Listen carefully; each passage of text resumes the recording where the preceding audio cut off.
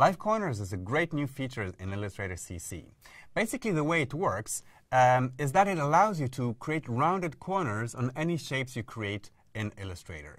In the past, that would have been applied through an effect. But now you can do it live on your artboard. Let me show you how that works. So I'm going to make a star here. And simply by taking the Direct Selection tool, we will see that these little icons appear now at the corners. And if I click and drag, you see that I'm able to actually create the rounded corners intuitively right there on my artboard. But I can also select just some of the corners and change those simply by selecting one of the corners. Or if I select this one, I can go up here to the control panel and open the corners panel. I can decide whether the corner is rounded, rounded inverted, or chamfered.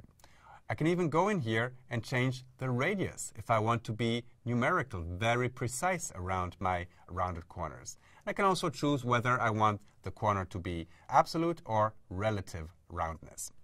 The other way I can access that same panel is by double-clicking on the new icon here. If I double-click on it, it opens the Corners panel, and I can then make the choices that I need.